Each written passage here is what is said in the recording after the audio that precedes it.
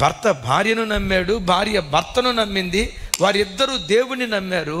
ఆ జంట అద్భుతాల జంటగా దేవుడు మార్చాడు. ఆ అబ్రహాము సంతతిలో నుండే యోధా గోత్రం పుట్టుకొచ్చింది. అబ్రహాము సంతతిలో నుండే లోకరక్షకుడైన యేసుక్రీస్తు వారు పుట్టుకొచ్చారు. ఆ యేసుక్రీస్తు వారిలో నుండి ప్రపంచంలో ఉన్న కోటాను కోట్ల క్రైస్తవులు పుట్టుకొచ్చారు. ఒక్క జంట ప్రపంచ చరిత్ర తిరగరాసింది. అమ్మా, మీ భార్యాభర్తల జంట సరైనదైతే, మీరు వెళ్ళే సంఘపు జంట సరైనదైతే, మీ స్నేహితుల జంట సరైనదైతే, మీరు సేవ చేసే చోట సరి అయిన సేవకురాళ్లతో సేవకులతో మీరు జత చేసిన వాళ్ళైతే, ఆ జత భూలోక వంశములన్నీ దీవించబడటానికి కారణమవుతుంది. ఆమేన్ చెప్దాం. బైబిల్లో ఒక భ్రష్టమైన జంట ఉంది. ఇది అద్భుతాల జంట కదా, అబ్రహాము శారాల జంట అద్భుత జంట కదా. నేను అడుగుతా, బైబిల్లో భ్రష్టమైన జంట ఏది మీకు తెలిసి? సరే, లైవ్లో ఉన్న వాళ్ళని అడుగుతా, తమిళ జూమ్లో ఉన్న వాళ్ళని చూపించు. బైబిల్ అంతటిలో అత్యంత భ్రష్టమైన జంట ఏమండి? సరే, మీరేం ఏదో చెప్తున్నారు, పెదాలు కదుపుతున్నారు. జూమ్లో ఉన్న వాళ్ళారా, మీరు నోరు తెచ్చి చెప్పండి. నేను మోగ వార్తలు బాగా చదువుతాను, నాకు అర్థం అవుతాయి. మీరు సైకి చేయండి చూద్దాం. ఎస్, ఎవరో తెలుసా? ఎస్, ఆహాబు యెజెబెల్. భ్రష్టమైన జంట. ఎంత భ్రష్టమైన జంట అంటే, వాళ్ళు నాశనమైనది కాకుండా వాళ్ళ గర్భాన పుట్టిన పిల్లలు దరిదాపుగా 70 మంది ఒకే రోజు ఉరివేసి చంపబడ్డారండి. ఒకే రోజు. ఈ భార్యాభర్తలు ఇద్దరు ఎట్లాంటి వాళ్ళు అంటే, రెంతకు తగ్గ బొంత, జాడికి తగ్గ మోత అంటారు చూసారా? దొందు దొందే అనండి, కొంచెం గట్టిగా చెప్పాలి. భార్య దారి తప్పితే ఎవరు సరి చేయాలి? భర్త సరి చేయాలి. భర్త దారి తప్పితే ఎవరు సరి చేయాలి? భార్య సరి చేయాలి కదా. అయితే ఒకరినొకరు సరి చేసేది లేదు. ఇద్దరు తప్పుడు త్రోవకి వెళ్ళిపోయారు. అందుకని ఆ కుటుంబాన్ని గురించి బైబిల్ ఒక భయకంపితమైన మాట రాసి ఉంది. చూడండి ఆ మాట. రాజుల మొదటి గ్రంథం 21వ అధ్యాయం 21వ వచనం నుంచి. నేను త్వరగా చెప్పుకుంటా వెళ్తాను. 1 గంట లోపు నేను ముగిస్తాను. రాజుల మొదటి గ్రంథం 21వ అధ్యాయం చూడండి. అందుకు యెహోవా ఇలాగు సెలవిచ్చాను. నాతో కలిసి చెప్పండి. నేను మీ మీదకి అపాయము రప్పించెదను, నీ సంతతి వారిని నాశనము చేతును. అల్పులేమి గనులేమి ఇజ్రాయేలు వారిలో ఆహాబు పక్షమున ఎవరునూ లేకుండా పురుషులందరినీ నిర్మూలన చేసేది. నేను ఇందాక ఒక మాట చెప్పా, అమ్మా, వంట పాడైతే ఒక రోజు నష్టం, పంట పాడైతే 1 సంవత్సరం నష్టం, జంట పాడైతే జీవితకాల నష్టం, జీవితాలు నష్టపోతాయి. నేను చెప్పిన మాట విన్నారు కదా. ఇక్కడ నష్టపోయింది ఒక జీవితం కాదు, జీవితాలు నష్టపోయాయి. ఎవరి జీవితం నష్టమైపోయింది? ఆహాబు యెజెబెలుది. అంతటితో ఆగిపోయిందా? అతని సంతతి కూడా. చూడండి ఆ మాట. నీ మీదకి అపాయము రప్పించదను, నీ సంతతి వారిని నాశనం చేస్తాను. అల్పులేమి గనులేమి.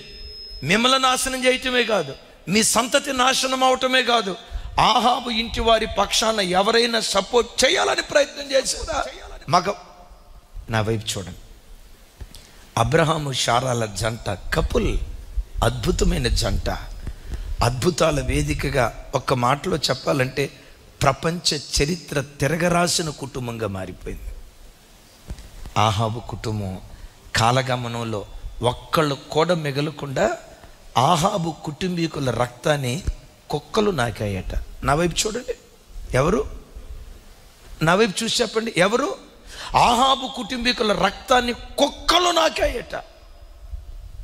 భార్యను సమాధి చేద్దామంటే అవయవాలు దొరక్క ఖైమా కొట్టిన మాంసం ఉంటుంది చూసారా? అరికాలు నుంచి నడినెత్తి వరకు ఖైమా కొట్టిన మాంసంలాగా మొక్కలు అయిపోయాయి. చెడ్డ జంట వారు చెడిపోవటం కాదు, వారి పిల్లల పిల్లల తరం చెడిపోయింది. వాక్యం వింటున్న అయ్యలరా, ఒక తండ్రిగా నా చేతులెత్తి జోడించి మిమ్మల్ని బ్రతిమలాడుకుంటున్నాను. వంట పాడైతే ఒక పూట నష్టం, పంట పాడైతే 1 సంవత్సరం నష్టం, జంట పాడైతే జీవితాలు పాడైపోతాయి. అదే నేనంట, జంట బాగుంటే జీవితకాలం బాగుపడటమే కాదు, జీవితాలు బాగుపడటానికి దేవుడు కృప చూపిస్తాడు. So best couple. ఇది భార్యాభర్తలకు సంబంధించింది మాత్రమే కాదు. స్నేహం, ఎలాంటి సేవకులతో సహవాసం చేయాలి, ఎలాంటి స్నేహితులతో సహవాసం చేయాలి, ఎలాంటి సంఘంతో మనం కట్టుబడి ఉండాలి. కపుల్, జంట జంట జంట జంటని ఇంగ్లీష్లో ఏమంటారు? షేరా? ఏం తమ్ముడా, షేర్ మార్కెట్లో అలవాటు ఉందా ఏంటి? జంటను ఏమంటారు? Couple. COUPLE. C stands for, ఈ 6 అక్షరాలు ఉన్నాయి చూసారా? ఈ 6 అక్షరాల్లో నుంచి ఒక్కొక్క మాట మీకు గుర్తుకు తెస్తా. C stands for commitment. మన బ్రతుకులో మనం ఎవరిని జంటగా చేసుకోవాలనుకున్నాం? మొదట యేసయ్యను జంటగా చేసుకోవాలనుకున్నాం కదా. అదిగో యేసయ్య చేతిలో చేయేసి, తమ్ముడు ఆ ఫోటో చూయించు, యేసయ్య చేతిలో చేయేసి కమిట్మెంట్. అయ్యా, నా బ్రతుకు దినాలంతా నీకు మాత్రమే నేను దాసుడిగా ఉంటా, నీకు మాత్రమే నేను బానిసగా ఉంటా.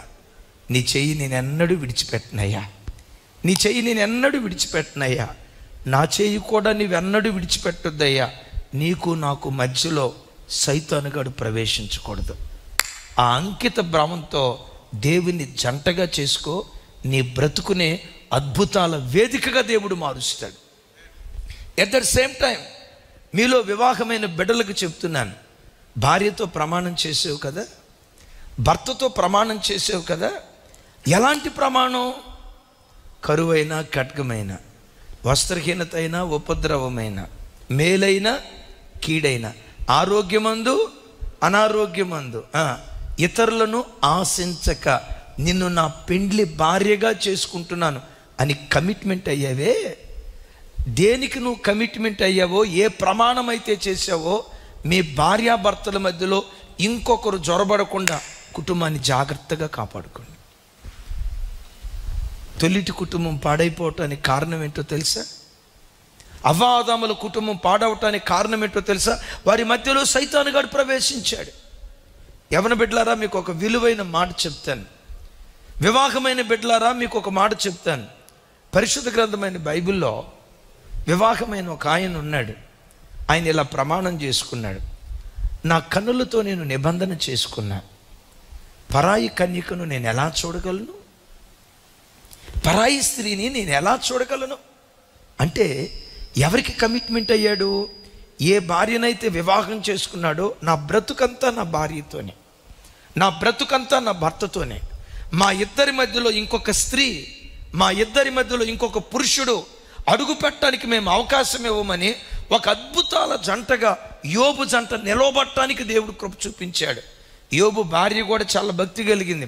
ఒకనొక సందర్భంలో బాధ తట్టుకోలేక భార్య ఏదో ఒక మాట అంది. ఏమంది?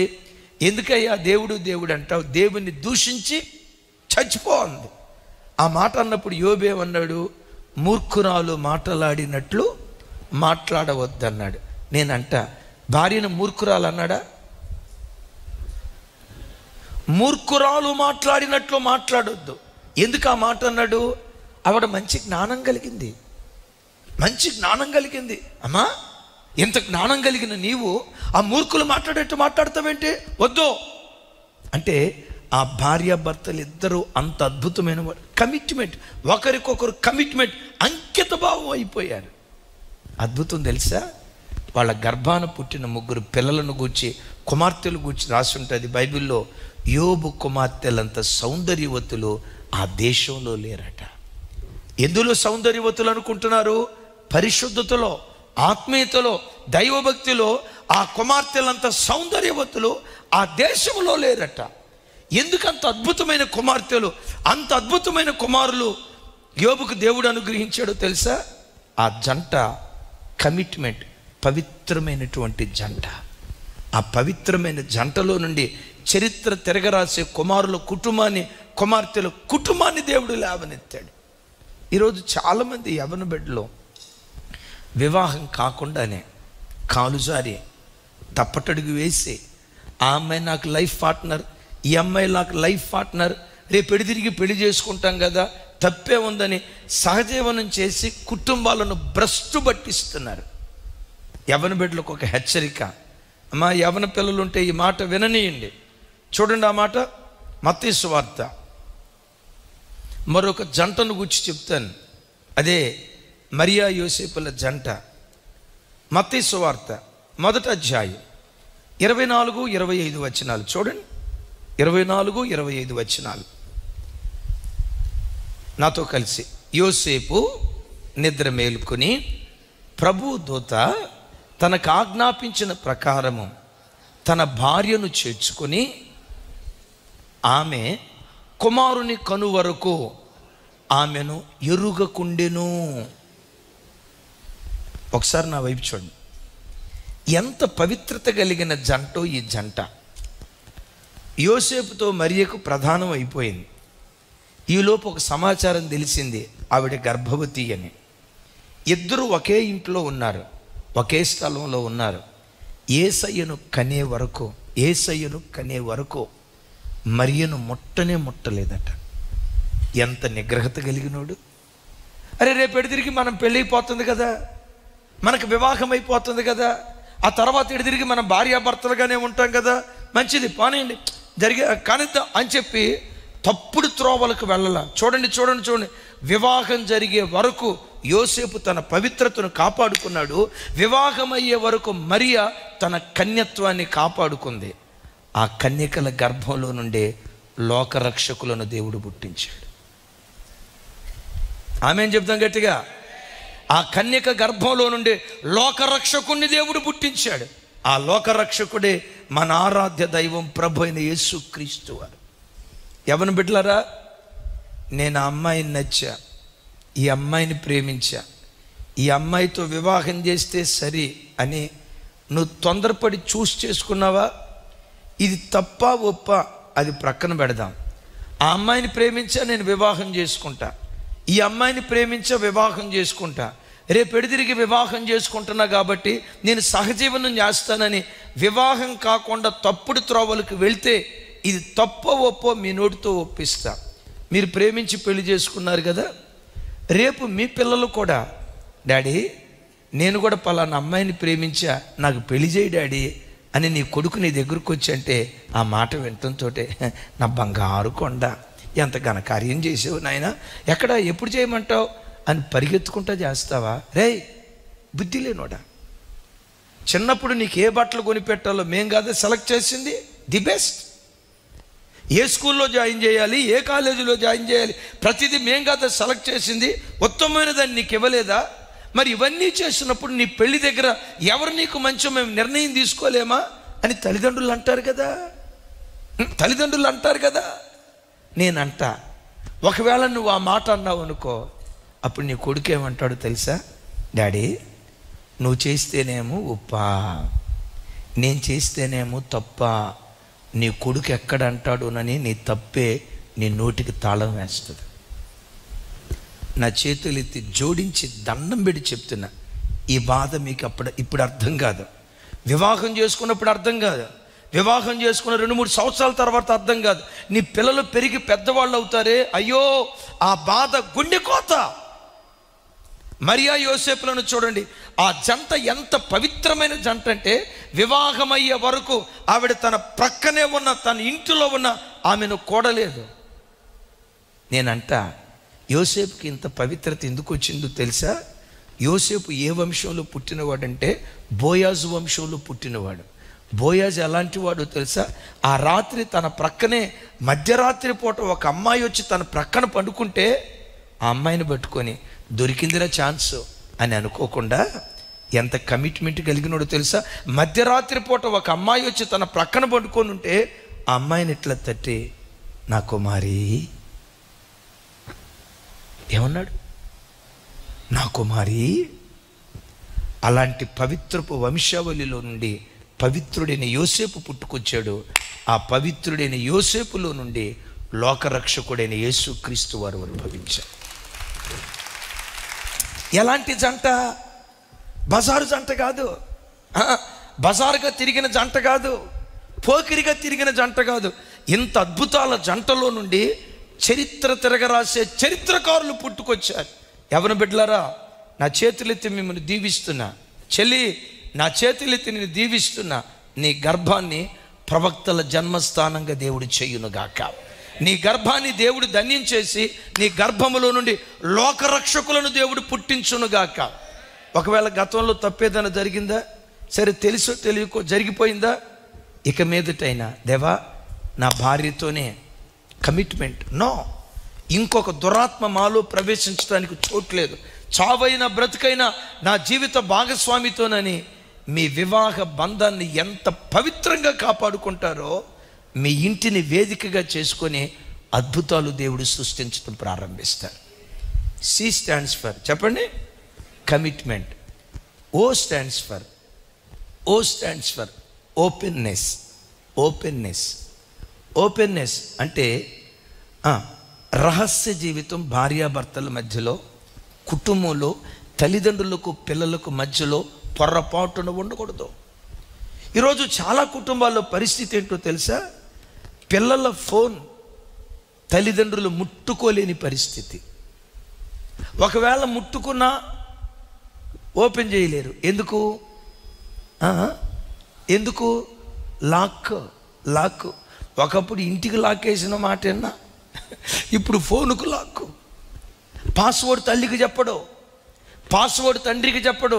ఎవరిని బిడ్డలారా, కుటుంబంలో ఓపెన్నెస్ ఉండాలి. అమ్మా, మీ పిల్లలు ప్రక్కనే ఉన్నారా? నేను అడుగుతున్న మాట మీ పిల్లల్ని అడగండి.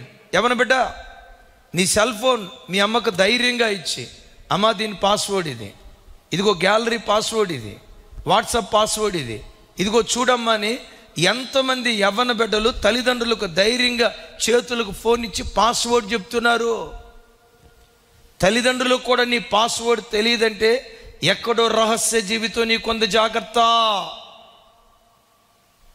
ఆ తల్లిదండ్రుల పిల్లల జంట సరైంది కాదు. అది ఆహాబు యెజబెలు జంట. కొంతమంది భార్యలు ఉన్నారు, భర్తకి అకౌంట్ నంబర్ చెప్పదు. నీ అకౌంట్ నీదే, ఏమా నా అకౌంట్ నాదేనా? నీ జీతం నీదే, నా జీతం నాదే. నీ జీతం లెక్క నేను అడగను, నా జీతం లెక్క నువ్వు అడగొద్దు. నా బ్యాంక్ అకౌంట్ నాదే. భార్యాభర్తల మధ్యలో ఓపెన్నెస్ ఉండదు. పరిశుద్ధ గ్రంథమైన బైబిల్లో మనం చూస్తాం, అవ్వ ఆదాములను గూర్చి ఏమని రాసిందో తెలుసా? వారిద్దరూ దిగంబరులయ్యుండిరి అనండి మాట. ఎవరిద్దరూ? చెప్పాలి, ఎవరిద్దరూ? చాలా చోట్ల పెళ్ళిళ్ళలో ఆ వచనం చదివించడం, అదేదో బిడియంగా సిగ్గుగా, అబ్బే ఆ మాట ఏం చదువుతావు. అసలు నేనంట కుటుంబ రహస్యం అంతా అక్కడే ఉంది.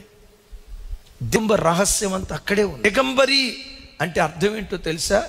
భర్త దగ్గర భార్యకు దాపరికం ఉండకూడదు.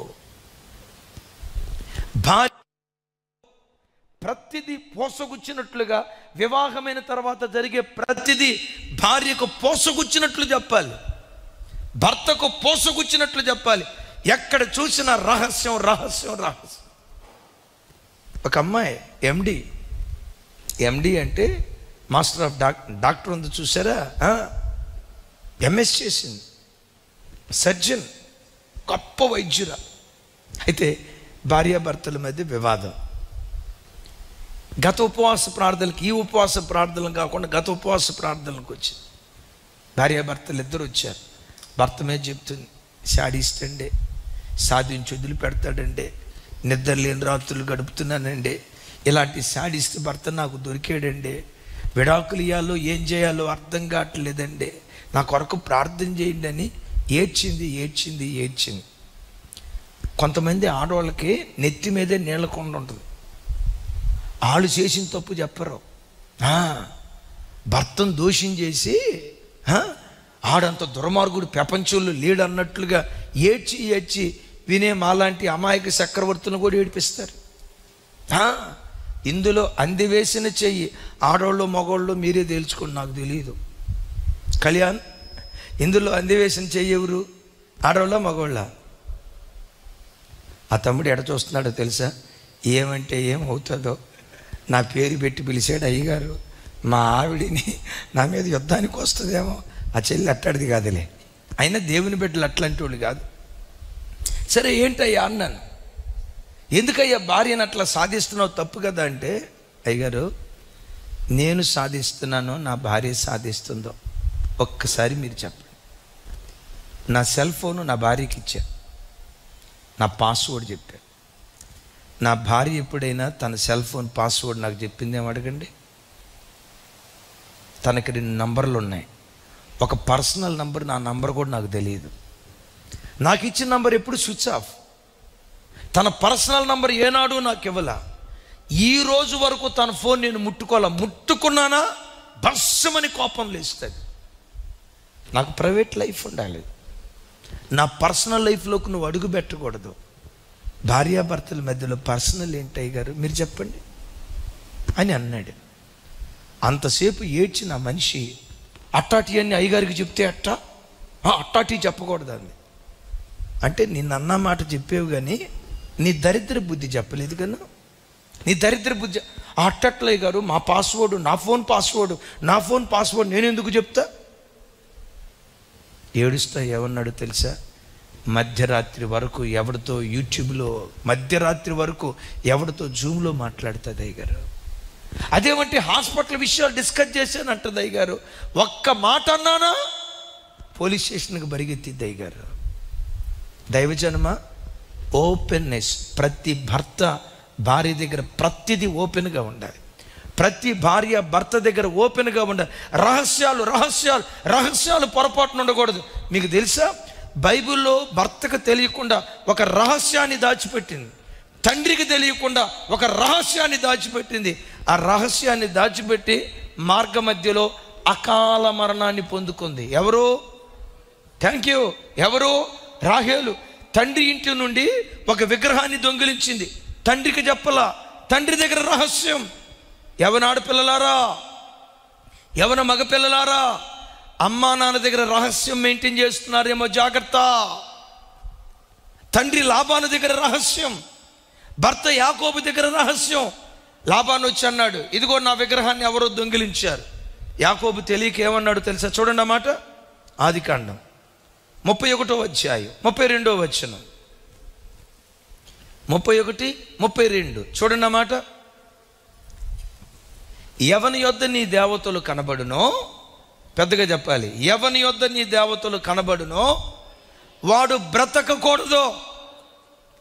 నీవు నా యొద్దనున్న వాటిని మన బంధువుల ఎదుట వెదికి నీవు దాన్ని తీసుకొనుమని లాబానుతో చెప్పాను. చివరి మాట చెప్పండి. రాహేలు వాటిని దొంగిలించెనని యాకోబుకు తెలియలేదు. ఏమంట? యాకోబుకు ఏం తెలియలేదు? ఈ దొంగిలించిన సంగతి యాకోబుకు తెలియలా. రాహేలుకు యాకోబు ఏమవుతాడు? భర్త. అంటే భర్త దగ్గర ఏం చేసింది? దాపరికం చేసింది. ఆ దాపరికం ఏం చేసిందో తెలుసా? రాహేలు ప్రాణం దేవుడు తీసేశాడు. నష్టమైంది రాహేలే కాదు, పుట్టిన ఇద్దరు పిల్లలు. యోసేపు పుట్టిన 2 పిల్లలు బెన్యామీను తండ్రి లేని పిల్లలై యోసేపు ఐగుప్తు దేశానికి అమ్మబట్టానికి కారణం నేనంట. ఆ తల్లే కనుకుంటే యోసేపు అంత హింస పొందేవాడా? ఆ తల్లే కనుకుంటే యోసేపు కానీ కష్టాలు ఉండేయా? నేను ఇందాక చెప్పాను, నా వైపు చూడండి. వంట పాడైతే ఒక పూట నష్టం, పంట పాడైతే 1 సంవత్సరం నష్టం, జంట పాడైతే జీవితాలు నష్టపోతాయి, జీవితకాలం నష్టపోతారు. అమలారా, భర్త దగ్గర ఏ దాపరిక ఉన్న తప్పైన యథార్థంగా ఒప్పుకొని ఇక మీదట మనం మంచిగా బ్రతుకుదామని నీ భార్య దగ్గర ఒప్పుకొని జీవితాన్ని కట్టుకొందురుగాక. సరే, ఇవన్నీ ప్రక్కన పెడదాం. అసలు సిసలు మన జంట ఎవరు? నీ ఆరాధ్య దైవం ప్రభు అయిన యేసుక్రీస్తు వారు. నీ జంటగా ఉన్న యేసుక్రీస్తు దగ్గర ఎప్పుడు ఓపెన్నెస్. ఇలా ఓపెన్నెస్తో బ్రతికిన వాడే భక్తుడైనటువంటి దావీదు. చూడండి ఆ మాట, కీర్తనల గ్రంథం 119 కీర్తన 26 చరణం. 119 కీర్తన 26 చరణం చూడండి. నా చర్య అంతయు నేను చెప్పుకొనగా నీవు నాకు ఉత్తరమిచ్చితివి, నీ కట్టడలను నాకు బోధించితివి. చప్పలు కొడుతూ స్తోత్రాలు చెప్దాం. ఏం చెప్పుకున్నాడంట దేవునితో? నా వైపు చూసి చెప్పాలి. అమ్మ లైవ్ చూస్తున్న బెడ్లో నా వైపు చూసి చెప్పండి. ఏమని అంటాడు? నా చర్య కొంత అన్నాడా? నా చర్య అంతయు నేను యెహోవాకు చెప్పుకున్నా. బిడ్డలారా, దేవునికి ఆయాస్కరంగా ఏ చర్యలు నీలో ఉన్నా, పెద్దలు అంటారు కదా, డాక్టర్ దగ్గర రోగం దాచకూడదట, దేవుని దగ్గర పాపం దాచకూడదట. విన్నారా? డాక్టర్ దగ్గర రోగం దాచకూడదు, దేవుని దగ్గర పాపం దాచకూడదు. నీవెంత చెడిపోయిన వ్యక్తివైనా, అయ్యా ఇలా చెడిపోయా, ఇలా దారి తప్పిపోయా, ఇలా కాలు జారా, నా హృదయం నీకు ఆయాస్కరంగా ఉంది, కాని మాట మాట్లాడా, దుర్మార్గంగా ప్రవర్తించా, తప్పు చేసిన వాడును నేనే అని ఉన్నది ఉన్నట్లుగా దేవునితో చెప్తే, ఒకవేళ ఆ తప్పు మనుషులు విని ఛీ ఇంత దుర్మార్గురాలువా నువ్వు, ఛీ ఇంత దుర్మార్గుడువా నీవని ప్రజలు అసహించుకుంటారేమో. నేను ప్రకటించే దేవుడు అసహించుకునే దేవుడు కాదు. ఎంత ఘోర పాపినైనా క్షమించుటకు సిద్ధమైన మనస్సు కలిగిన వాడు. తమ్ముడు, ఏదైనా రహస్య జీవితం నీలో ఉంటే, ఏదైనా అపవిత్రమైన జీవితం నీలో ఉంటే, నీ చర్య అంతా నా ప్రభుతో చెప్పు.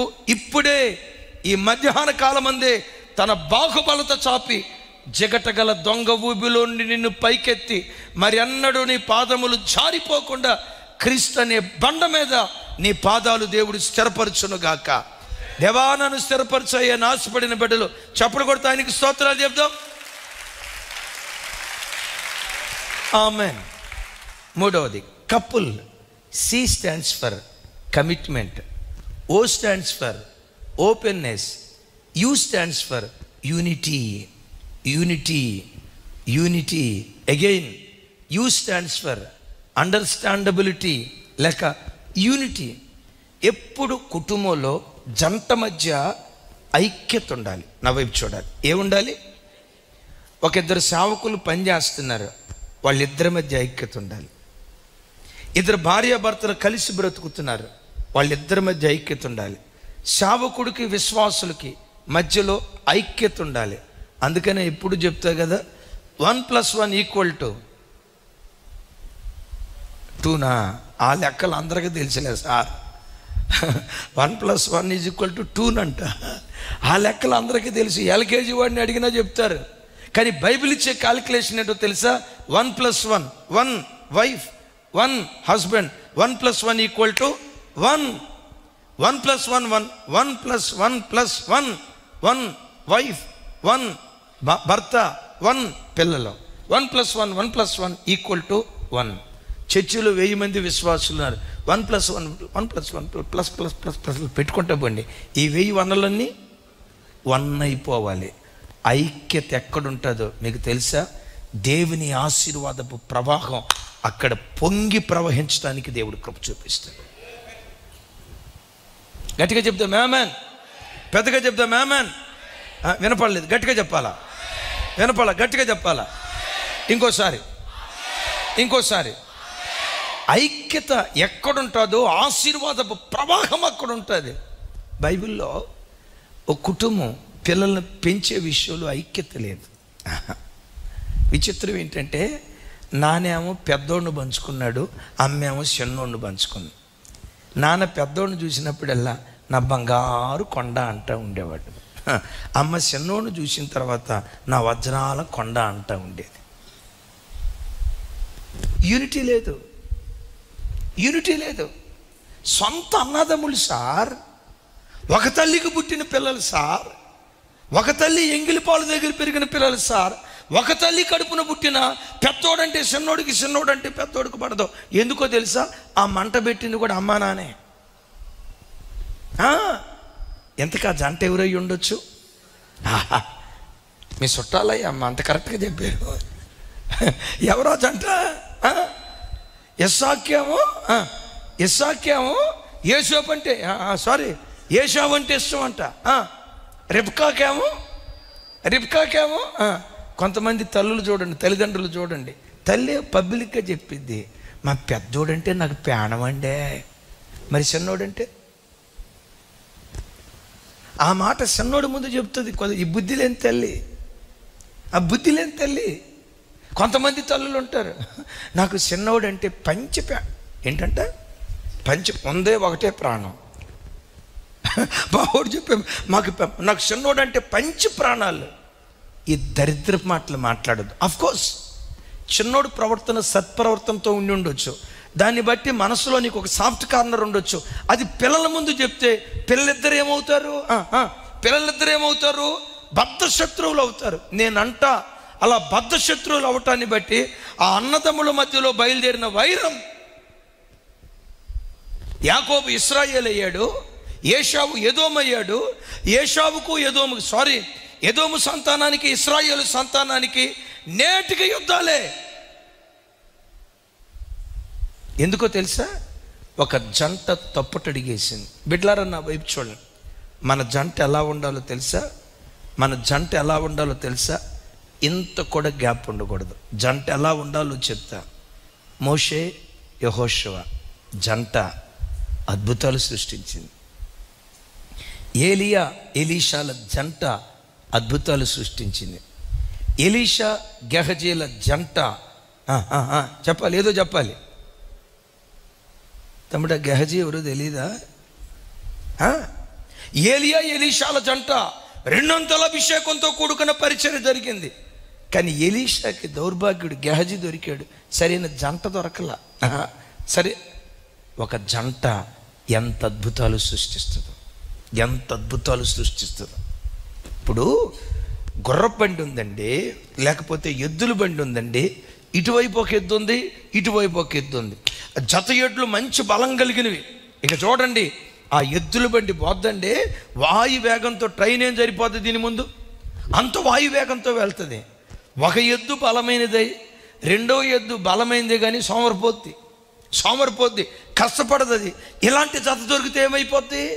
నేనంట మంచి జత అయితే అద్భుతాలు సృష్టించడానికి దేవుడు కృప చూపిస్తాడు. గట్టిగా చెప్తాం ఆమేన్.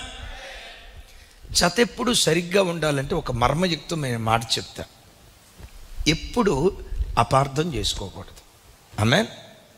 ఒకళ్ళనొకళ్ళు సరిగ్గా ఎప్పుడైతే అర్థం చేసుకుంటారో, తబలా పేడ మీరిద్దరు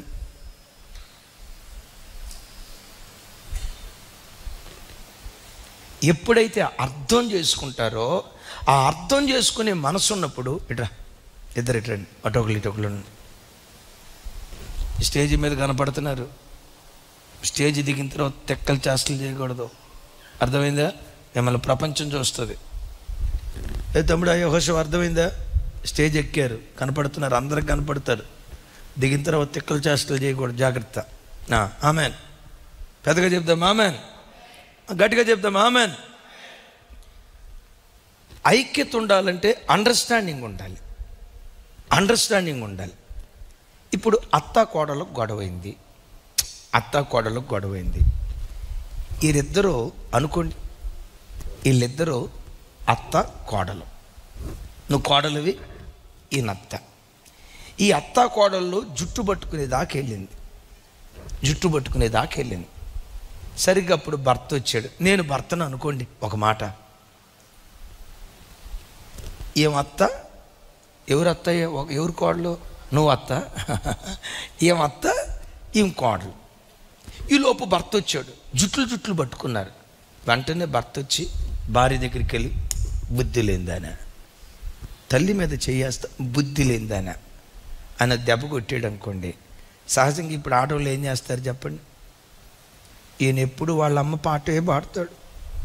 కొట్టేదేదో షాట్ను కొట్టొచ్చుగా, వాళ్ళ అమ్మ ముందు కొట్టాడు. ఈ ఇంట్లో నాకు విలువే లేదు, నన్ను పట్టించుకోవట్లా. ఇట్లాంటి దరిద్రపు పద్ధతిలో మా అమ్మోళ్ళు నన్ను పడేశారు.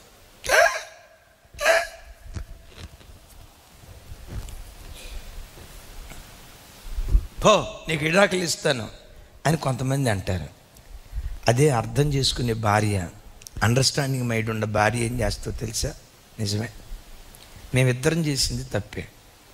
అలాగని తల్లిని కొట్టాడు అనుకో, తల్లి ఏమంటుంది? రేయ్ కన్న తల్లి మీదే చెయ్యెత్తేవురా, ఏమిరా నీవేం కొడుకురా, ఇక భార్య కొంగు పట్టుకొని తిరుగుతున్నావు కదరా అని తల్లి ఎక్కడంటుందోనని. రైట్, వాళ్ళ అమ్మ మీద చేయటం సబబు కాదు. అర్థం చేసుకునే భార్య ఏమంటుందో తెలుసా? ఎస్, నా మీద చేయటం సబబు అని అంటది. అండర్స్టాండింగ్ మైండ్ కలిగింది. ఒకవేళ అమ్మో భార్య ఒంటి మీద చేస్తే ఏమన్నా అంటదేమో, ఏమన్నా అనుకుంటుందేమోనని భార్య దగ్గరికి వచ్చామా, నీకు బుద్ధి లేదా ఏంటమ్మా? మన ఇంటికి వచ్చిన ఆడపిల్లని ఎట్లా చూసుకోవాలి? ఎట్లా చూడాలి చెప్పు? ఎడ చూడాలి? కొట్టాలా? ఎడ చూడాలి? కూతురులాగా చూడాలి కదా. మన ఇంటికి వచ్చిన ఆడబిడ్డని కూతురులాగా చూడాల్సింది పోయి కోడలను చుట్టూ ఏంటి మమ్మీ మన అక్కనైతే అట్టాగే చేస్తావా? నీ వయసు 55 సంవత్సరాలు మమ్మీ. ఎంత ఈడు పెరిగింది కానీ ఎవరం పెరగలేదు మమ్మీ, ఏంటి మమ్మీ నువ్వు చేసేది అని కొడుకు బడబడ ఒక మాట అన్నాడు అనుకోండి, తల్లి ఎట్లా అర్థం చేసుకోవాలి? నిజమే, ఈ అమ్మాయి బయట నుంచి వచ్చింది, ఈ అమ్మాయిని ఒక మాట అంటే తొందరపడి తప్పుగా అర్థం చేసుకుంటుంది కదా, నేను తల్లిని, భరించాల్సిన బాధ్యత నా మీద ఉంది. ఈయన 25 సంవత్సరాలు మోసా, ఈ చిన్న మాట జ్ఞానంతో నేను భరించకపోతే ఎట్లా?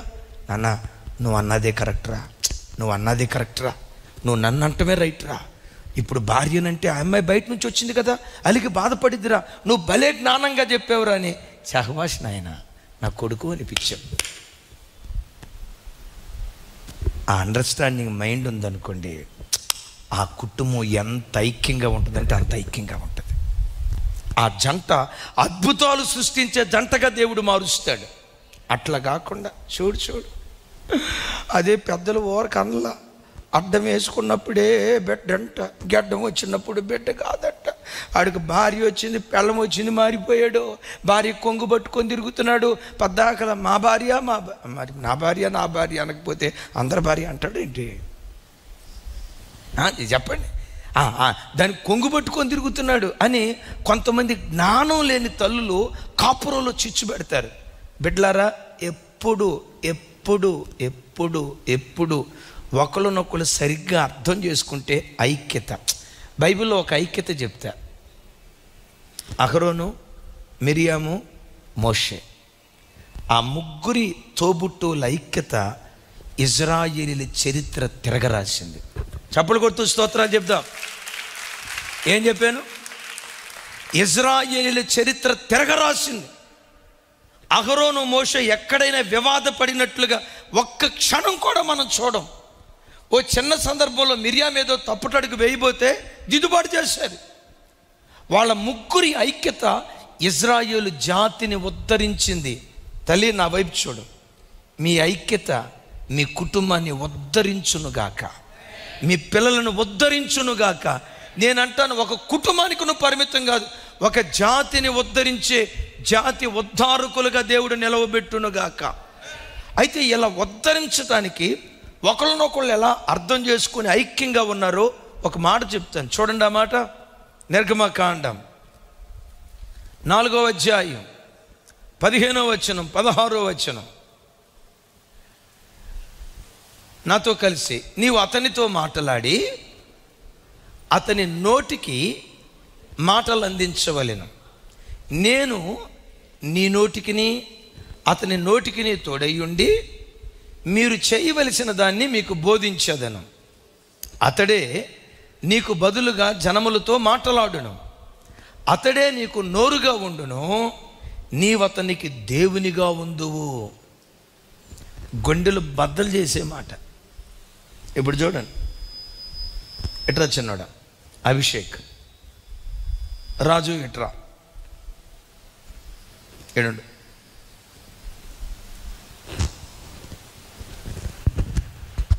అహరోనుతో దేవుడేమంటాడంటే, అహరోను, ఈయన అహరోను పెద్దోడు. అహరోను పెద్దోడా మోషే పెద్దోడా? అహరోను పెద్దోడు. ఈ పెద్దోడితో ఏమంటాడంటే, ఈ మోషేతో ఏమంటాడంటే, నాయనా మోషే, నువ్వు వయసులో చిన్నోడివే, పర్వాలా, కానీ నీకు అహరోను నోరుగా ఉంటాడు. నీవు ఏది మాట్లాడమంటావో అదే మాట్లాడతాడు, ఏది మాట్లాడొద్దు అంటాడో అది మాట్లాడు. నీకు నోరుగా ఉంటాడు, నీకు నోరుగా ఉంటాడు. నీకు నోరుగా ఉండటమే కాదు, అతడు నీకు నోరైతే నీవు ఇతనికి దేవుడు అయి ఉంటావు. ఎవరికి ఎవరు దేవుడంట? చిన్నోడికి చిన్నోడు పెద్దోడుకు దేవుడు అంట. విన్నారు ఇక్కడ? నా మాట అర్థం అవుతుందా? చిన్నోడు ఇప్పుడు నేను గనక రాజు అభిషేక్ నీకు ఏది చెప్పాడో అది చేయి రాజు, అభిషేక్ కూర్చోమంటే కూర్చో, నిలవబడమంటే నిలవబడు, ఎళ్ళమంటే ఎల్లు, ఆగమంటే ఆగు, నువ్వు అభిషేక్ కింద లోబడుండు, అభిషేక్ నీకు దేవుడు అని ఒకవేళ నేను అన్నాను అనుకో, రాజాన్ని ఏం చేస్తాడు తెలుసా? అట్టాగేనన్నా అని పెదాలతో అంటాడు. లోపట అగ్నిగుండం పర్వతం బద్దలైపోద్ది. ఏమి సేవకుడండి? సేవలో సీనియర్ ఎవరు?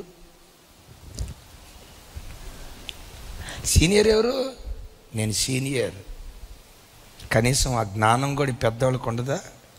వీళ్ళు వయసు పెరిగే కొద్దీ ఏదో తెక్కలు చేష్టలు చేస్తున్నారు. నేనేంటి, నా వయసు ఏంటి? 10 సంవత్సరాల బట్టి నేను సేవలో ఉన్నా. నా వయసు 28. ఈడు బచ్చానా? నిన్నగాక మన సేవకు వచ్చినాడు. ఈడు పుట్టినప్పుడు ఈడు బర్త్డేకి నేను వెళ్ళా. ఈడు నాకు దేవుడా? బిడ్డలారా, నీ కళ్ళ ముందు చిన్నోని నిలవబెట్టిన వాడిని నువ్వు గౌరవించే మనస్సు నీకుంటే ఐక్యత పొంగి ప్రవహించడానికి దేవుడు కృప చూపిస్తాడు. ఆ చిన్నోడి దగ్గర నేను పని చేయటమా? ఆ చిన్నోడు నాకు దేవుడా? వాడు నా ఎంగిలి పాలు తాగి బ్రతికినాడు. ఎవరు నాకు దేవుడు? మోషేనా? ఈడేంటి నంబర్ 1 కోపిస్తాడు, ముక్కు మీద కోపం. అందరూ కోపం వస్తే పెట్టామని ఒక దెబ్బ కొడతారు. మోషే కోపం వస్తే దెబ్బ కొట్టేది ఏమి లేదు. ఒక పోటు పొడి చంపి ఇసుకలో పాతిపెట్టి నరహంతకుడు. ఆడు నాకు నాయకుడా? ఆడు నాకు దేవుడా? నాయకుడు అంటే ఎట్టుండాలి సార్? నరహంతకుడు నాయకుడు అవుతాడా? దేవుడు కుక్కను కూర్చోబెట్టిన, దేవుడు గాడిదను కూర్చోబెట్టిన ఆ అధికారానికి లోబడే మనస్తత్వం ఉంటే ఐక్యత పొంగి ప్రవహించడానికి దేవుడు కృప చూపిస్తాడు.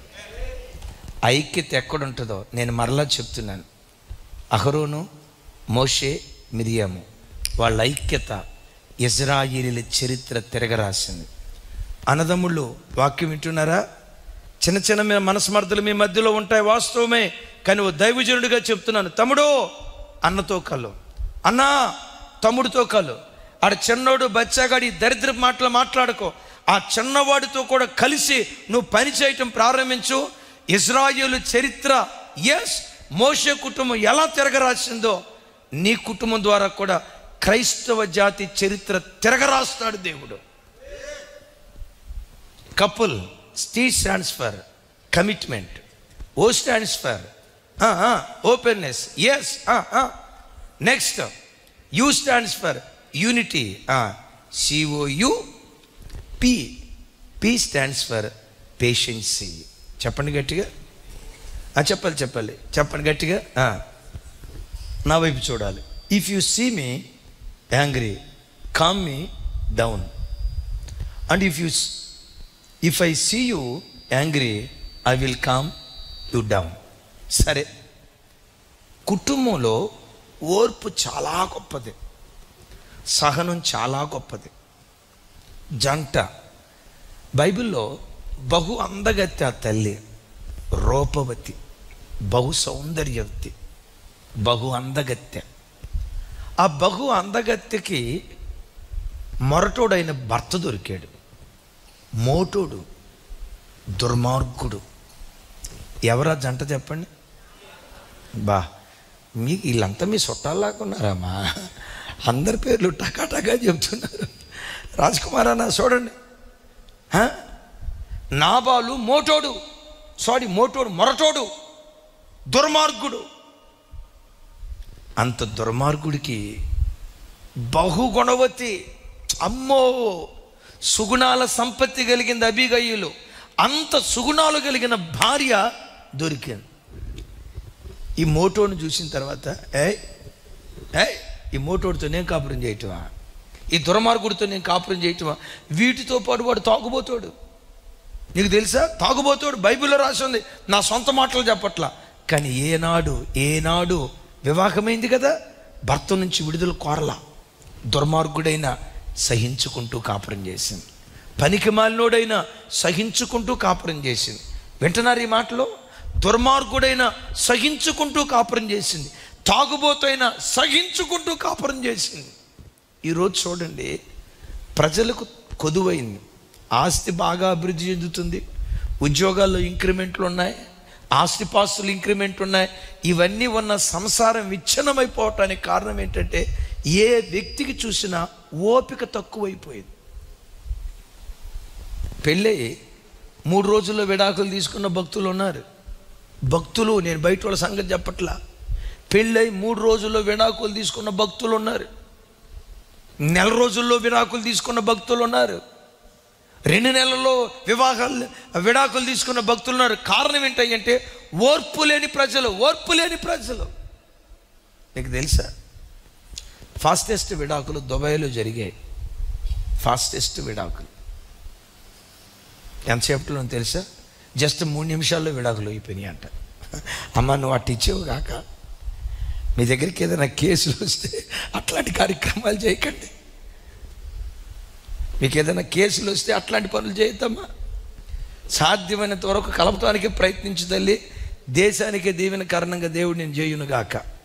అంతటితోనే ఆపేస్తా. వినండి, కోర్టు దగ్గరికి వెళ్తే 3 నిమిషాల్లో విడాకులు అయిపోయినాయి అంట తమ్ముడా. ఇంతకీ భార్యాభర్తల మధ్యలో వచ్చిన బాధ ఏంటంటే, వాళ్ళిద్దరూ నడుచుకుంటూ వచ్చేటప్పుడు అమ్మాయి కాళ్ళు అట్లా స్లిప్ అయి పడిపోబోతూ ఉంటే, పడబోతున్న భార్యను చూసి, యూజ్లెస్ ఫెలో, ఎట్లా నడవాలో కూడా నీకు తెలియదా అన్నాడంటే ఈవిడందట, భార్య జారిపోతుంటే చెయ్యి పట్టుకొని లేపాల్సినోడివి, ఈ జ్ఞానం కూడా నీకు లేకపోతే రేపు ఎన్నో బాధలు వస్తే ఇదే మాట అంటావు కదా. నీకొక నమస్కారం, నీ పెళ్ళికి ఒక నమస్కారం, నీ కాపురానికి ఒక నమస్కారం అని యూజ్లెస్ ఫెలో అన్నందుకు విడాకులు ఇచ్చేసిందట. ఇవాళ రేపు ప్రజలు ఎట్లయిపోయారంటే, అబీగయలు ఓర్చుకుంది. ఆ ఓర్పు ఏం చేసిందో తెలుసా? దావీదును వివాహమాడే కృప తల్లికి దేవుడిచ్చాడు. ఓర్చుకుంటే పరమ దావీదున్నాడే, పరలోకపు దావీదు యేసుక్రీస్తున్నారే, యేసుక్రీస్తుతో యుగాయుగాలు బ్రతికే కృప దయగల దేవుడు మనకు అనుగ్రహించునుగాక. నేను ఎప్పుడు చెప్తా, ఎంత ఓర్చుకుంటావో అంత అద్భుతాన్ని చూస్తాం. చెప్తాం గట్టిగా ఆమెన్. నేను ఎప్పుడు ఈ మాట అంటా, కళ్యాణ్, ఓర్పు అనే విత్తనం చేదుగా ఉంటుంది, అది ఇచ్చే ఫలాలు మాత్రం మాధుర్యంగా ఉంటాయి. ఓర్చుకుంటూ వెళ్ళిపోయింది అబీగయీలు. దేవుడు కనికరించి మహారాజు అయిన దావీదును వివాహమాడే ఆ కృప అబీగయీలుకు దేవుడిచ్చాడు. బిడ్లరా, భర్త కోపిష్ఠుడైనా తొందరపడుకో, భార్య కోపిస్తుదైనా తొందరపడుకో, బుద్ధి లేకుండా ఒకవేళ ప్రవర్తించిన తొందరపడకు. నీ వేద్యాన్ని దేవుని సన్నిధిలో వేసి ఓర్పుతో వెళ్ళిపో. ఆ ఓర్పే రేపు భవిష్యత్తులో నేను శిఖరాల మీద కూర్చోబెట్టడానికి దేవుడు కృప చూపించునుగాక. పెద్దగా చెప్దాం ఆమేన్. 5వది, couple. L stands for love, P stands for patiency. నాకు టైం అయిపోయి వచ్చింది. నేను అబ్బా ఎంత బాగుందో చూడండి రా తల్లి. పెసాదా చూడుతాముడా, ఇంకెవరైనా కళ్యాణ్ చూడుతాముడా, ముసలోళ్ళు.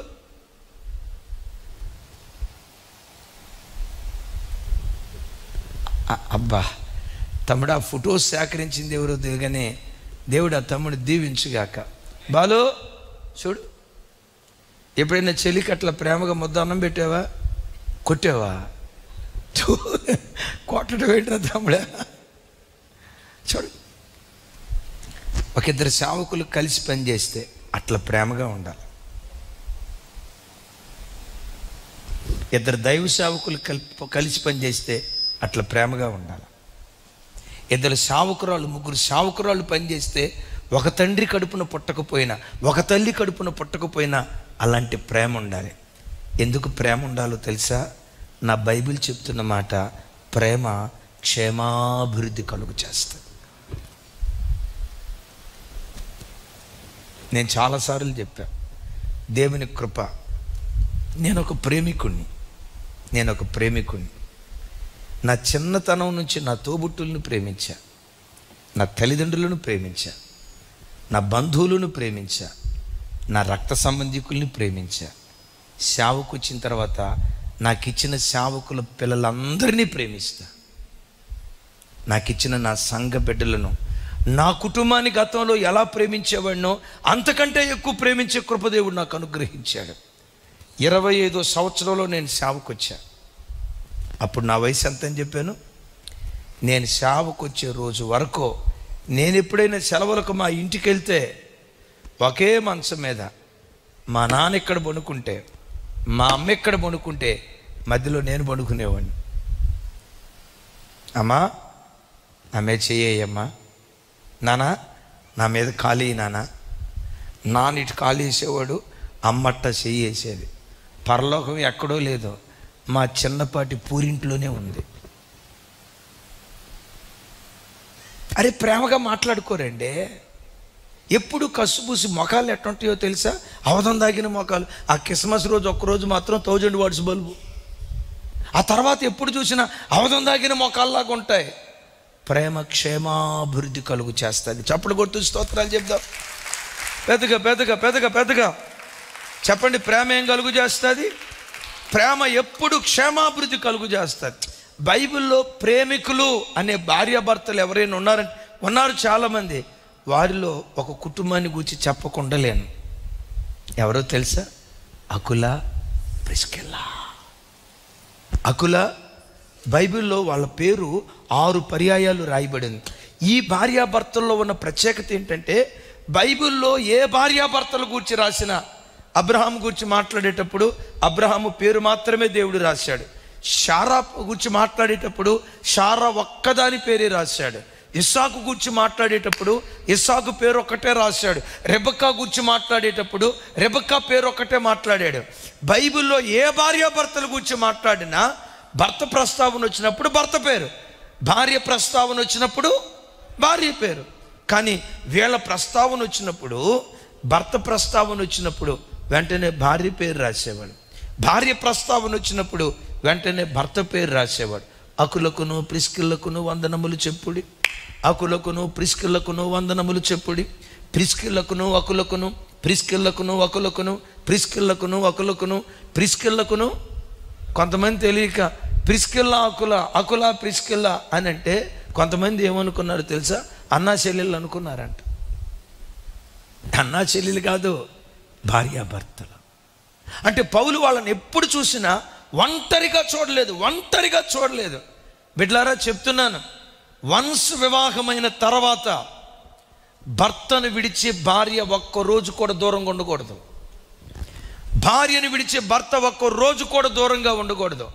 ఒకవేళ మీ కూతురు అలిగి పుట్టింటికి వచ్చిందా, వెంటనే ఆ కూతురుని తీసుకొచ్చి అల్లుడికి అప్పగించండి.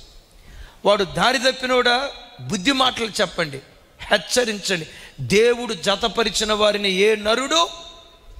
ఒక తండ్రి చెప్పాడు, అమ్మాయి నువ్వెప్పుడైనా ఇంటికి రావచ్చు, అత్తారింటికి పంపిస్తున్నా, ఎప్పుడైనా రావచ్చు, బట్ వచ్చే ముందు నీ భర్త పర్మిషన్ తీసుకోవాలి. రెండవది, వచ్చేటప్పుడు ఒంటరిగా రావద్దు, నీ భర్తతో కూడా రా. ఈరోజు కొంతమంది క్రైస్తవ తల్లిదండ్రులు కూడా ఒకవేళ అల్లుడితో కూతురు గొడవ పడింది అనుకోండి, 1 రోజుల పాటు ఇంట్లో పెట్టుకుంటారు, 2 నెలలు ఇంట్లో పెట్టుకుంటారు. వాడిని పోలీస్ స్టేషన్ల చుట్టూ తిప్పి ఈ భర్త పుట్టింటి వాళ్ళందరి మీద కేసులు పెట్టి దౌరీ హెరాస్మెంట్ అని, కట్నం హెరాస్మెంట్ అని సాధించి బిడ్లరా, అది క్రైస్తవ కుటుంబ లక్షణం అనుకుంటున్నారా? చూడండి అకుల ప్రిస్కిల్లా ప్రస్తావన గురించి అపోస్తుల కార్యం 13వ అధ్యాయం 3వ వచనంలో మొట్టమొదట చూస్తాం. ఆఖరిగా అకుల ప్రిస్కిల్లాల ప్రస్తావన గురించి ఎక్కడ మనం చూస్తామా అంటే, నా వైపు చూడండి, తిమోతిలకు రాసిన 2వ పత్రిక 4వ అధ్యాయం తమ్ముడు 11వ వచనం అనుకుంటా చూడు. తిమోతిలకు రాసిన 2వ పత్రిక 4వ అధ్యాయం 11వ వచనం. 4:11 తిమోతిలకు రాసిన 2వ పత్రిక 4:11 నాతో కలిసి చెప్పండి. లోక మాత్రమే నా యొద్ద ఉన్నాడు, మార్కును వెంట పెట్టుకుని రమ్ము. నెక్స్ట్ వర్స్, నెక్స్ట్ బ్యాక్ వెళ్ళు అమ్మా. 19 ఏమని రాసిన తల్లి? 19వ వచనం. ప్రిస్కిల్లకును అకులకును వందనములు చెప్పుడి. ఒక మర్మయుక్తమైన మాట చెప్తాను. వాళ్ళను గూర్చి మొట్టమొదట ప్రస్తావించింది క్రీస్తు శకం 50-51లో. చివరిసారిగా ప్రస్తావించింది క్రీస్తు శకం 67వ సంవత్సరంలో. అంటే ఈ 17 సంవత్సరాలు పౌలు వారిని చూసినప్పుడు ఒకరిని ఒకరు ఎన్నడూ ఎడబాయకుండా అంత ఐక్యంగా బ్రతికారు, అంత ప్రేమగా బ్రతికారు. ఆ జంట కొరింథీ ప్రాంతంలో సంఘం స్థాపించబడటానికి కారణమైంది. పెద్దగా చెప్దాం ఆమేన్. ఆఖరి మాట చెప్తాను, నేను 1 గంట లోపు ముగిస్తాను అన్నాను, రైట్.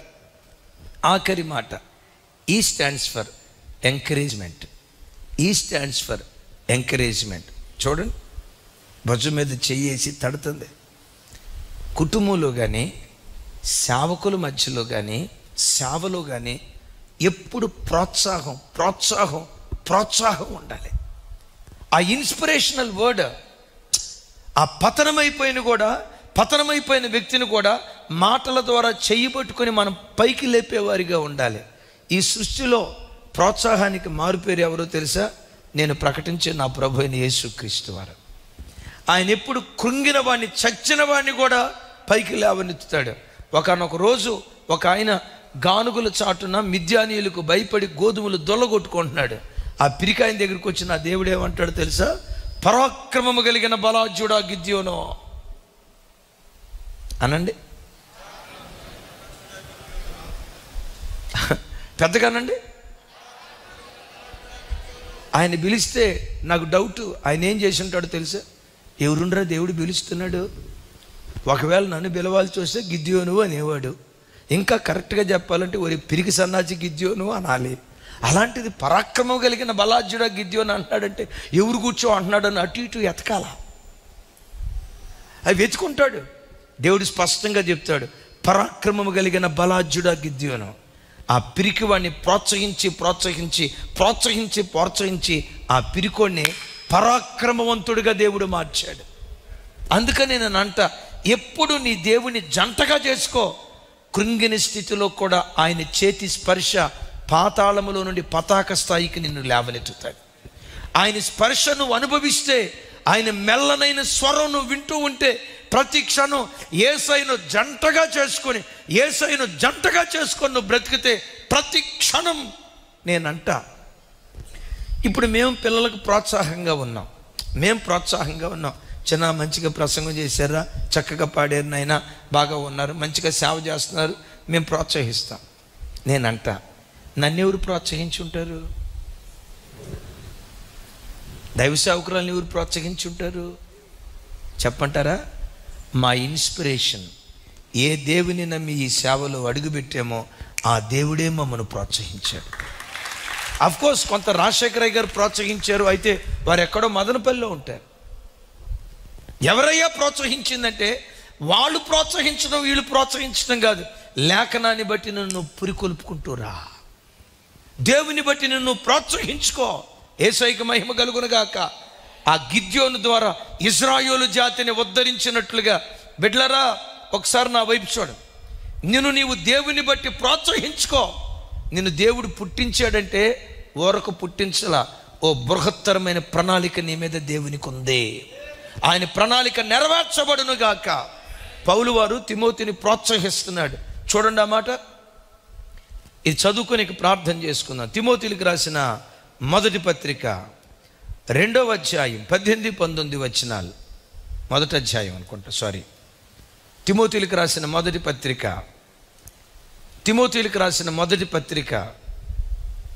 మొదటి అధ్యాయం 18-19 వచనాలు.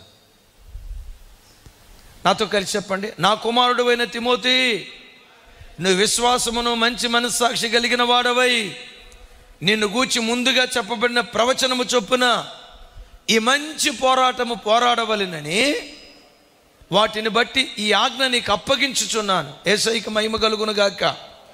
తిమోతిని గూర్చి ఒక ప్రవచనం చెప్పబడిందట. ఏమని ప్రవచనం చెప్పబడిందో తెలుసా? పౌలు కంటే తిమోతి అద్భుతమైన సేవ చేస్తాడు. పౌలు అద్భుతమైన సేవ చేశాడు.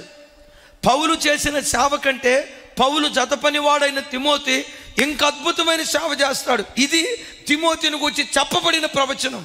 తిమోతి, నిన్ను గూర్చి చెప్పబడిన ప్రవచనం నీ జీవితంలో నెరవేర్చబడినట్లుగా విశ్వాసమును మంచి మనస్సాక్షి కలిగిన వాడిగా బ్రతుకు అని ఒకవైపు ప్రోత్సహిస్తున్నాడు, ఇంకొక వైపు హెచ్చరిస్తున్నాడు. ఆమేన్. ప్రోత్సహిస్తున్నాడు, హెచ్చరిస్తున్నాడు. బిడ్డలారా, నా చేతులెత్తి మీ అందరినీ దీవిస్తున్నా. ఒక్కసారి నా వైపు చూడండి. నా హృదయంలో మిమ్మును గూర్చి నా దేవుడు పెట్టిన ప్రేరేపణ ఏంటో తెలుసా? పౌలును వాడుకున్న దానికంటే తిమోతిని కొలతలేనంతగా దేవుడు వాడుకుంటాడు. అది కదా ప్రవచనం. మోషేను దేవుడు వాడుకున్న దానికంటే యెహోషువను మరెక్కువగా దేవుడు వాడుకున్నాడు. ఇది కదా జరిగింది. ఏలియాని వాడుకున్న దానికంటే ఎలీషాని ఇంకెక్కువగా దేవుడు వాడుకున్నాడు. ఇది కదా లేఖనాల్లో జరిగింది. అబ్రహామును దీవించిన దానికంటే ఇస్సాకును మరెక్కువగా దీవించాడు. ఇది కదా లేఖనంలో జరిగింది. ఇస్సాకును దీవించిన దానికంటే యాకోబును మరెక్కువగా దీవించాడు. ఇది కదా జరిగింది. యాకోబు కడుపున యోసేపు పుట్టాడు. యోసేపు ఎలాంటి దీవెన పొందుకున్నాడు తెలుసా? నీ పూర్వీకుల దీవెన కంటే, నీ పితరుల దీవెన కంటే, నీ తండ్రిని దీవించిన దీవెన కంటే హెచ్చైన దీవెన నీ తల మీద దేవుడు కుమ్మరిస్తాడు అని యోసేపును గూర్చిన ప్రవచనం ఉంది కదా. అది నెరవేరింది కదా. నా హృదయపు లోతులో నుంచి చెప్తున్నాను, నీ పితరుల వంశంలో ఎవ్వరిని దీవించనంతగా నిన్ను దేవుడు దీవించబోతున్నాడు. నీ తండ్రి వంశంలో, నీ తల్లి వంశంలో, నీ తాతల వంశంలో, నీ ముత్తాతల వంశంలో, నీ రక్త సంబంధికుల వంశంలో ఎవ్వరిని నిలవబెట్టలేనంతగా ఓ ప్రత్యేకమైన రీతిలో నిన్ను నిలవబెట్టబోతున్నాడు. ఇది నీ మీద దేవునికున్న ప్రవచనం. పెద్దగా చెప్తాం ఆమేన్.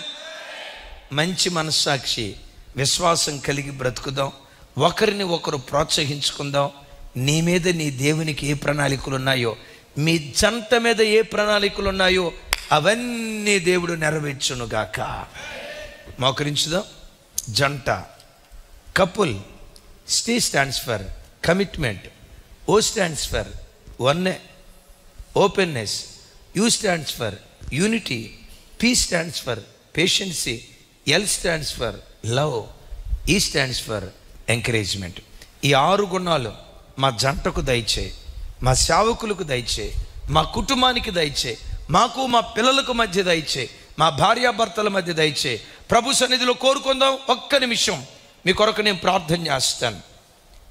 అయ్యా, ఈ 6 నా జీవితంలో నెరవేర్చబడాలి. నా కొరకు ప్రార్థన చేయండి అయ్యా. ఆశపడిన బిడ్డలు ఎవరైనా ఉంటే మీ చేతులు పైకెత్తండి. ఒకే నిమిషం. తండ్రి, మాతో మీరు మాట్లాడినందుకు స్తోత్రాలు. మా జంట అద్భుతాలు సృష్టించాలి. మా జతగాడిగా మిమ్మును చేసుకోవాలి. మీతో కలిసి మేము బ్రతకాలి. ఆ కృప ఎత్తిన ప్రతి చేతికి మీరు దయచేయండి. ఆ భార్యాభర్తల జంట అకుల ప్రిస్కిలాల జంటగా ఉండాలి. అదిగో ఏ ఇంట్లో ఉండి ప్రార్థిస్తున్నారో ఆ అన్నదమ్ముల జంట, ఆ సేవకుల జంట అహరోను మోషే మిరియాములాగా ఉండాలి, ఏలియా ఎలీషాలాగా ఉండాలి, మోషే యెహోషువలాగా ఉండాలి. ఆ కృపతో ఒక్కొక్క కుటుంబాన్ని బలపరచుదురుగాక. పౌలు తిమోతిల జంటగా స్థిరపరచుదురుగాక. అలాంటి జంటగా మేము బ్రతికి అద్భుతాలు సృష్టించే కృప దయచేయి. గతంలో మమ్మల్ని మీరు ఆశీర్వదించిన దానికంటే ఈ ఉపవాస ప్రార్థన ద్వారా 10 అంతల రెట్టింపు మీరు దీవించుదురుగాక. ఎవరెవరైతే ఏకీభవించి చేతులెత్తారో వారందరిని మీరు కనికరించుదురుగాక. యేసు నామం పేరిట ప్రార్థించి పొంది ఉన్నాం తండ్రి. తండ్రి అయిన దేవుని ప్రేమ, కుమారుడైన యేసుక్రీస్తు వారి దివ్య కృప, పరిశుద్ధాత్మ దేవుని సహవాసం మనకు సకల పరిశుద్ధులకు సదా తోడయుండి నడిపించునుగాక. ఆమేన్, ఆమేన్. ఆమేన్. ఇంతవరకు ఓపికతో విన్నందుకు మీకు అందరికీ కృతజ్ఞతలండి. ఇంతవరకు నా ఛానల్ సబ్స్క్రైబ్ చేసుకోకపోతే దయచేసి సబ్స్క్రైబ్ చేసుకోండి, లైక్ చేయండి, షేర్ చేయండి. ఇంకా లేటెస్ట్ వీడియోల కోసం బెల్ ఐకాన్ మీద క్లిక్ చేయండి.